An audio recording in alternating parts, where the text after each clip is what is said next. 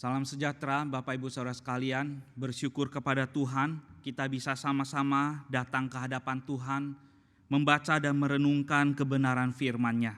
Sebelumnya mari kita sama-sama tundukkan kepala, kita berdoa, memohon pimpinan Roh Kudus atas momen di mana kita merenungkan firman Tuhan.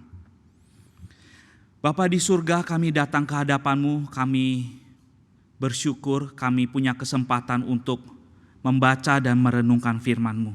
Terima kasih Bapa untuk momen yang indah ini. Kami juga memohon Allah Roh Kudus menuntun kami, membuka hati dan pikiran kami sehingga kami dapat memahami apa hikmat di balik firman yang kami renungkan dan apa perkataan Tuhan yang Tuhan tujukan kepada kami supaya kami bisa menjalani kehidupan kami, menjadi umat percaya di tengah-tengah komunitas kami. Ya Tuhan, tolong kami rindu dan kami menantikan Engkau berbicara secara pribadi kepada kami. Dalam nama Yesus Tuhan dan Juru Selamat kami berdoa. Amin. Baik Bapak Ibu Saudara sekalian, saya ingin mengajak kita sama-sama membaca firman Tuhan dari Efesus pasal yang pertama. Efesus pasal yang pertama, ayat yang ke-22 sampai ayat yang ke-23. Saya mendorong Bapak Ibu Saudara sekalian untuk membaca seluruh pasal pertama, tapi dalam kesempatan ini saya hanya akan membacakan dari ayat 22 sampai ayat 23 saja. Bapak Ibu Saudara sekalian memperhatikannya. Demikian firman Tuhan. Efesus pasal 1 ayat 22. Dan segala sesuatu telah diletakkannya di bawah kaki Kristus, dan Dia telah diberikannya kepada jemaat sebagai kepala dari segala yang ada. Jemaat yang adalah tubuhnya, yaitu kepenuhan Dia yang memenuhi semua dan segala sesuatu. Bapak Ibu Saudara sekalian, sebagai manusia kita didesain Allah untuk hidup dalam komunitas. Kita didesain Allah untuk hidup dalam komunitas. Kita punya naluri untuk berkomunitas. Biasanya kita membangun sebuah komunitas atas dasar kita punya tujuan yang sama. Kita punya hobi yang sama. Kita lalu berkumpul bersama dan hidup bersama. Namun kalau kita lihat di sini Bapak Ibu Saudara sekalian, di foto yang kita bisa lihat ini adalah sebuah komunitas, contoh sebuah komunitas di mana mereka punya sebuah kesamaan, yaitu mereka punya nama yang sama, Agus. Ini adalah komunitas Agus. Jadi semua orang yang bernama atau namanya punya unsur Agus diundang masuk dalam komunitas ini. Ini unik sekali Bapak Ibu Saudara sekalian ya. Saya nggak bisa masuk karena nama saya Surya. Kecuali saya ada Surya Agus Leong. Nah itu bisa ya. Atau contohnya misalnya Agus Ciawono. Nah bisa masuk dalam komunitas ini. Tetapi saya nggak bisa karena punya kekhususan. Semua orang yang ada di foto itu kita bisa sebut mereka Agus.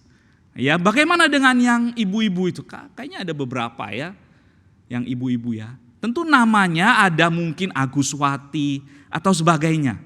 Ya, nah Bapak Ibu Saudara sekalian, mereka berkumpul atas dasar pertama-tama itu Agus, atas dasar unsur Agus dalam namanya. Lalu apa yang mereka lakukan? Mereka mengabdikan seluruh potensi yang mereka punya di dalam sebuah komunitas untuk melakukan pengembangan secara person to person. Mereka saling mengembangkan pribadi satu dengan yang lain, kemudian juga mengembangkan komunitas mereka dan juga bermanfaat. Mereka bersumbangsi bagi masyarakat di sekitar mereka. Mereka membangun rasa persaudaraan dan kesejahteraan sesama Aguser. Ya, itu komunitas yang ada Bapak Ibu Saudara sekalian. Salah satu contoh. Nah bagaimana dengan kita? Tuhan membentuk satu komunitas orang percaya dengan Yesus Kristus sebagai kepala gerejanya. Ini keunikan komunitas kita orang percaya. Tuhan membentuk satu komunitas orang percaya dengan Yesus Kristus sebagai kepala gerejanya. Tentu ketika kita bicara tentang Yesus sebagai kepala gerejanya, maka Yesus adalah fokus sentral dari semua orang-orang yang ada di dalam komunitas orang percaya ini. Sebagai orientasi, tempat mengacu, di mana visi dan misi kita sebagai sebuah komunitas berjalan dan menghidupi kehidupan di dalam komunitas, semua mengacu kepada Kristus Yesus sebagai pusat dalam kehidupan komunitas kita. Nah, Bapak Ibu Saudara sekalian, lebih jelas kita bisa melihat di dalam surat yang Rasul Paulus sampaikan kepada jemaat Efesus. Jadi Bapak Ibu Saudara sekalian, setelah Paulus menyampaikan salam dan memperkenalkan dirinya, ya, kepada jemaat Efesus, dan kemudian dia juga menyampaikan kata-kata berkat. Lalu Rasul Paulus juga mengucap syukur atas hal-hal yang sudah diterima di dalam Yesus Kristus, yaitu kepala daripada komunitas orang percaya. Apa yang Rasul Paulus syukuri? Hal-hal apa saja yang menjadi dasar bagi Rasul Paulus sehingga dia merasa bersyukur kepada Allah? Hal yang pertama adalah Rasul Paulus melihat ada berkat rohani yang diterima di dalam Kristus. Di dalam Kristus kita sebagai semua orang percaya, kita menerima berkat-berkat rohani di dalamnya. Apa itu berkat rohani? Yang pertama adalah pemilihan Allah atas orang-orang percaya. Ketika kita percaya kepada Yesus Kristus sebagai Tuhan dan Juru Selamat, kita artinya sudah dipilih Allah sejak sebelum dunia diciptakan. Oleh karena itu Rasul Paulus mengucap syukur. Rasul Paulus juga mengucap syukur karena setiap kita dipanggil untuk mengikuti kehendak-Nya. Dan kemudian juga ada penetapan, ada penerimaan dari Allah. Yaitu kita melalui Yesus Kristus, kita diadopsi menjadi anak Allah. Di mana Yesus sebagai yang sulung. Karena Yesus Kristus, kita ini juga disebut sebagai anak-anak Allah. Itu berkat rohani yang kita terima di dalam Kristus. Lalu kita juga menerima pengampunan dan penebusan, kemudian pembenaran di dalam Yesus. Kita juga menerima hikmat, pengudusan, dan juga ketekunan untuk bisa terus hidup kudus di dalam Tuhan. Itu semua berkat rohani yang kita terima ketika kita percaya Yesus sebagai Tuhan dan Juru Selamat pribadi kita. Berkat yang lain adalah kita menerima janji-janji Allah dan pengharapan atas pemuliaan dari Allah. Bahwa suatu hari kelak kita akan menerima kemuliaan di dalam Yesus Kristus. Seperti Yesus menerima kemuliaan dari Bapa, demikian juga kita sebagai anak-anak Allah, kita juga suatu hari kelak kita akan dimuliakan di hadapan Bapa karena Yesus Kristus. Dan semua itu, berkat-berkat rohani itu digenapi di dalam karya keselamatan, di mana suatu hari kelak keselamatan akan lengkap kita terima semuanya, dan semua itu ada jaminan, yaitu Roh Kudus yang memateraikan dan menjaminnya. Bapak Ibu Saudara sekalian, ini semua adalah dasar bagaimana Rasul Paulus mengucap syukur ketika dia mengingat akan jemaat Efesus. Mari kita lihat chart ini. Bapak Ibu Saudara, kan chart ini mungkin secara teologis itu kita jarang mendengarnya, yaitu Ordo Salutis. Tetapi mungkin dalam bahasa yang lebih mudah dimengerti, ini kita bisa katakan sebagai tahapan kita mengalami pemenuhan karya keselamatan. Ketika kita mulai percaya kepada Yesus, ya, kita dipilih Allah, kita ditetapkan menjadi anak Allah, kita ditetapkan menjadi orang percaya, umat pilihan, kita dipanggil melalui Yesus Kristus, melalui Injil keselamatan, kita mendengarkan Injil dan kita menerima panggilan untuk percaya kepada Yesus. Lalu kita mengalami perubahan, lahir baru. Ya, kemudian kita juga hidup kita bukan hanya kita mengalami lahir baru, tetapi dalam keseharian kita juga mengalami perubahan, transformasi dalam kehidupan kita. Satu demi satu dosa, kelemahan kita tinggalkan. Karena kita percaya kepada Yesus, hidup kita diubahkan. Dan kemudian kita melalui Yesus Kristus kita mengalami pembenaran di hadapan Allah. Kita tetap status kita orang berdosa, ya. Kita hidup di dalam, kita masih ada dalam tubuh kedagingan ini, kita masih bisa melakukan dosa, ya. Tetapi di hadapan Allah melalui Yesus Kristus kita dibenarkan karena Yesus. Bapak Ibu Saudara sekalian, lalu kita juga mengalami pengudusan. Nah, Roh Kudus dan firman-Nya menolong kita untuk terus-menerus mengalami pengudusan, sehingga kita kemudian diberikan karunia, yaitu ketekunan di dalam roh, sehingga kita terus bisa bertekun di dalam iman kita. Meskipun kita di dalam dunia ini kita masih mengalami apa yang namanya penderitaan, ya, bahkan penganiayaan, kesulitan, tantangan, pencobaan, semuanya kita masih tetap menghadapinya meskipun kita sudah percaya kepada Yesus. Tetapi Roh Kudus memberikan ketekunan, karunia ketekunan, sehingga kita bisa menjalani kehidupan kita ini tetap bertekun di dalam iman kepada Yesus. Nah, sehingga suatu hari kelak kita akan dimuliakan bersama dengan Yesus Kristus di hadapan Allah Bapa di surga. Nah, Bapak Ibu Saudara sekalian, karena itu semua, Rasul Paulus mengucap syukur atas jemaat Efesus. Itulah berkat-berkat rohani yang diterima di dalam Kristus. Nah, jemaat Efesus melakukan tindakan iman karena mereka tahu mereka ada di dalam bagian di mana Kristus sebagai kepala dan mereka sebagai jemaat, mereka adalah tubuh Kristus.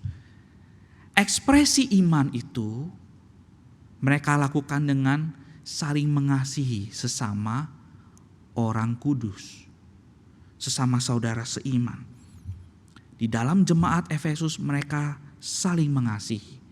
Nah, Bapak Ibu Saudara sekalian, itu adalah ekspresi iman. Karena mereka telah mengalami karya keselamatan di dalam Yesus Kristus. Nah, Bapak Ibu Saudara sekalian, saya ingin mengajak kita sama-sama merenungkan bagian ini. Sampai di sini kita break sebentar. Mari kita renungkan bersama. Bagaimana caranya supaya jemaat GKY di PIK ini bisa bertumbuh menjadi sebuah komunitas seperti yang kita lihat di jemaat Efesus, yang Paulus dengarkan. Bagaimana mereka punya iman yang teguh, bagaimana mereka punya pemahaman yang benar tentang Kristus sebagai kepala gereja, lalu mereka juga kemudian menghidupi iman itu di dalam saling mengasihi sesama saudara seiman. Kita perlu memiliki pemahaman yang benar tentang Kristus adalah kepala gereja. Ini dasar buat kita semua Bapak Ibu Saudara sekalian.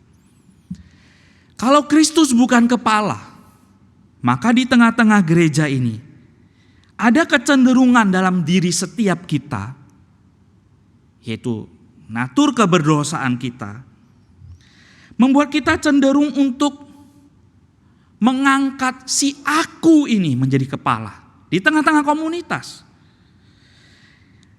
Si aku ini menuntut ditinggikan, dihormati, dihargai, dimuliakan, menuntut untuk dilayani, Bapak Ibu Saudara sekalian. Seolah-olah berkata, sayalah yang paling berjasa di tengah-tengah komunitas ini, sayalah yang paling banyak bekerja, saya yang paling banyak memberikan persembahan, ya, sayalah yang orang yang paling lama di komunitas ini, di gereja ini. Kemudian sayalah yang paling dan paling dan paling yang lain. Nah, kalau bukan Kristus yang jadi kepala, maka ada kecenderungan dalam diri kita untuk menjadikan kita sebagai kepala. Bapak Ibu Saudara sekalian, ini pemahaman yang sangat mendasar. Bagaimana kita bisa meneladani kehidupan jemaat Efesus? Kita mulai dari yang paling awal, paling dasar. Sebuah perubahan mindset. Mari kita katakan, oke, mulai dari sekarang bukan saya yang jadi kepala. Bisa saya sebagai pengurus, iya. Bisa saya sebagai hamba Tuhan di gereja ini, iya. Tetapi kita semua adalah sesama anggota tubuh Kristus. Kita adalah sesama anggota tubuh Kristus. Kita bukan kepala satu dengan yang lain, bukan. Di dalam keorganisasian betul kita butuh pemimpin. Tetapi kita adalah pemimpin yang dipimpin oleh Kristus. Karena Kristuslah kepala atas kita semua. Dengan dasar mindset ini, pemahaman ini, maka kita membangun sebuah komunitas. Komunitas yang dimana kita meninggikan Kristus sebagai kepala atas gerejanya. Bagaimana kita perlu saling mendukung sesama saudara seiman. Sebagai ekspresi bahwa Kristus adalah kepala dari kita semua. Ketika Kristus adalah kepala atas kita semua, maka kita perlu saling mendukung satu dengan yang lain di dalam doa. Kita perlu saling mendukung di dalam doa. Seperti yang Paulus lakukan, dia mengingat jemaat Efesus di dalam doanya. Dia mendengar tentang iman para anggota jemaat di Efesus. Dan bagaimana mereka saling mengasihi. Dia mendengarnya dari orang lain. Nah, itu mendorong dia untuk mengingat mereka di dalam doa. Bapak Ibu Saudara sekalian, Tuhan kita adalah Tuhan yang mendengarkan doa kita. Dan doa-doa kita dipertimbangkan di hadapan Allah. Allah yang berdaulat itu membiarkan dirinya mempertimbangkan doa-doa kita, anak-anak Tuhan. Betapa berharganya Bapak Ibu Saudara sekalian ketika kita membawa saudara-saudara seiman di dalam doa. Karena Tuhan mendengarkannya dan Dia mempertimbangkan doa-doa yang kita naikkan ke hadapannya. Bapak Ibu Saudara sekalian, saya ingin mengajak kita melakukan ini bersama. Hal-hal apa saja yang perlu kita doakan untuk mendukung sesama saudara seiman di dalam komunitas kita. Selama ini kita tahu, kita perlu saling mendoakan, ya, tetapi bagaimana caranya? Mari kita meneladani apa yang Rasul Paulus lakukan. Yang pertama, mari kita mendoakan supaya Yesus Kristus dimuliakan melalui kehidupan saudara-saudara kita. Ketika kita mengingat akan sesama anggota di dalam sebuah kelompok kecil, ya. Ketika saya mengingat tentang brother saya ini, dia bekerja di perusahaan ini. Lalu saya mendukung dia di dalam doa. Semoga melalui jabatan yang dia duduki, melalui tanggung jawab, tugas, pekerjaan, bisnis yang dia lakukan di perusahaan di mana dia berada, nama Yesus ditinggikan dan dimuliakan. Sesama rekan kerjanya melihat dia menjadi pribadi yang berbeda karena dia punya Kristus, dia punya Yesus hidup di dalam hidupnya. Yesus Kristus mempersatukan kita semua, Bapak Ibu Saudara sekalian. Yesus Kristus menjadi dasar di mana kita hidup, ditempatkan, di mana kita berada, di keluarga, di kantor, di gereja. Yesus Kristus menjadi inspirasi atas apa yang semua kita lakukan.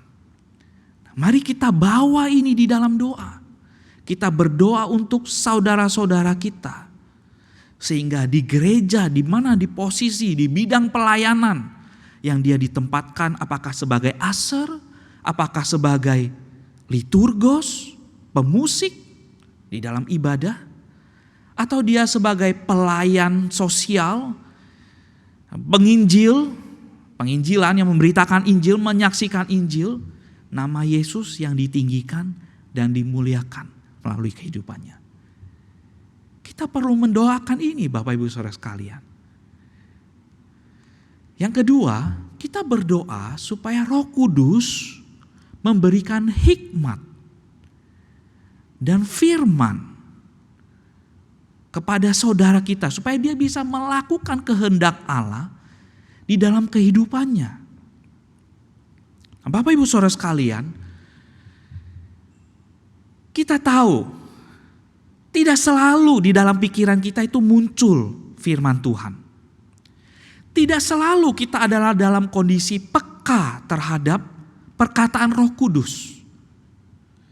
Dalam kehidupan kita banyak aspek yang mendorong kita untuk membuat keputusan-keputusan atau melakukan sesuatu. Kita bersikap, berkata-kata, banyak aspek dalam kehidupan kita dipengaruhi oleh hal-hal duniawi bahkan, sehingga kita bisa berkata-kata, kita bertindak, kita membuat keputusan yang tidak memuliakan Tuhan. Karena apa? Karena kita kurang peka terhadap suara Roh Kudus dan kita kurang terbuka terhadap perkataan firman Tuhan yang berbunyi di dalam hati dan pikiran kita. Oleh sebab itu kita perlu mendukung saudara-saudara kita. Kita minta di dalam doa supaya Roh Kudus terus bekerja di dalam diri saudara-saudara kita. Firman Tuhan berbunyi di dalam hatinya dan memberikan kesadaran kepada saudara-saudara kita untuk berkata-kata, bertindak, dan membuat keputusan.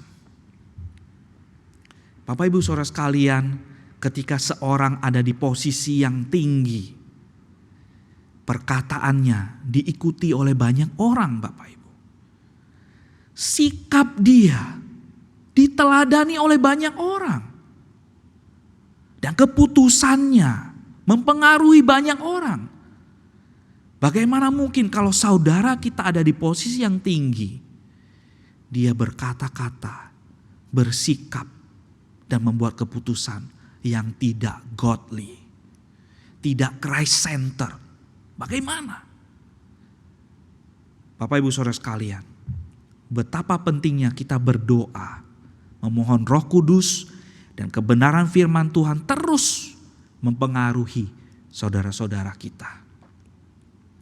Dan yang ketiga, bagaimana kita minta Tuhan menerangi pikiran dan hati saudara kita untuk terus selalu memiliki pengharapan, kuasa, dan kekuatan di dalam Yesus.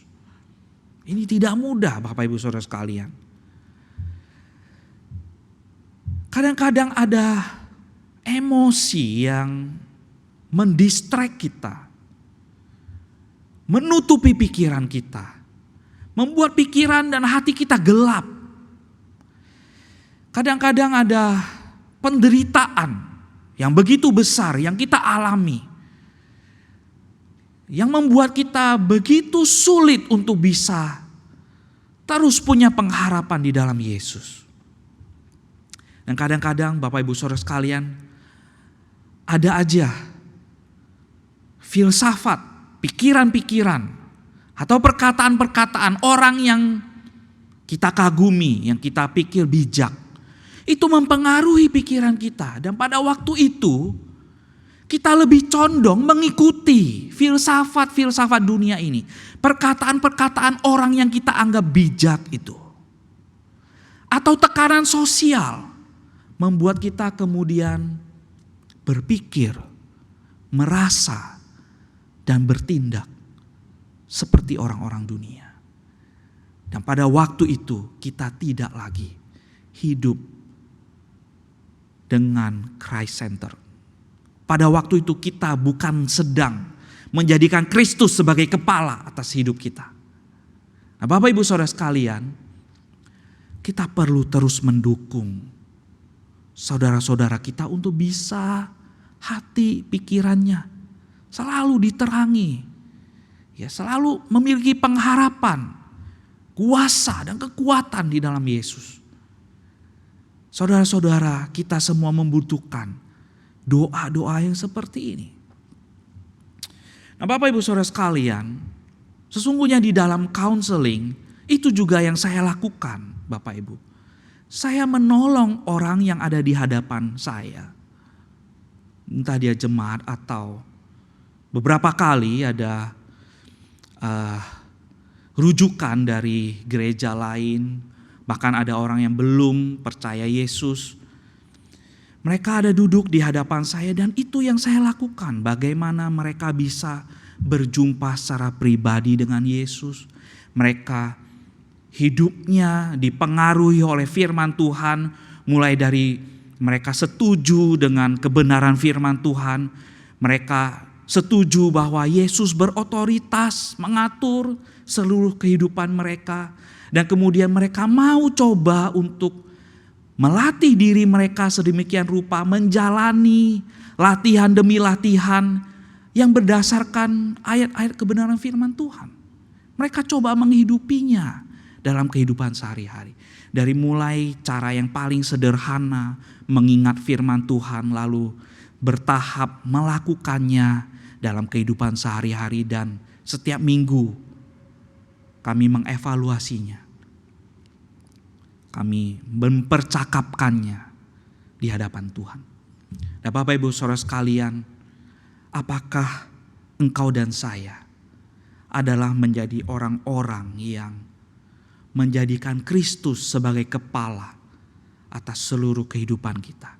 Apakah engkau dan saya adalah orang-orang yang terus mendoakan, mengingat saudara-saudara seiman di dalam doa?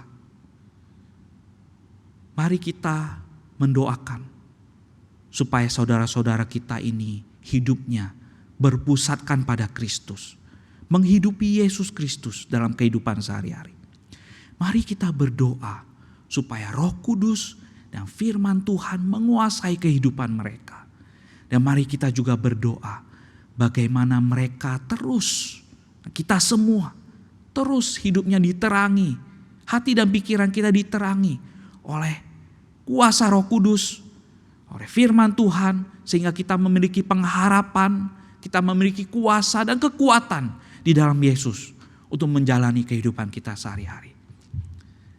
Maukah Bapak Ibu Saudara sekalian, mari kita sama-sama mendukung sesama saudara seiman, sesama anggota tubuh di dalam Yesus. Sehingga Bapak Ibu Saudara sekalian, Yesus Kristus sungguh-sungguh jadi kepala di atas komunitas kita.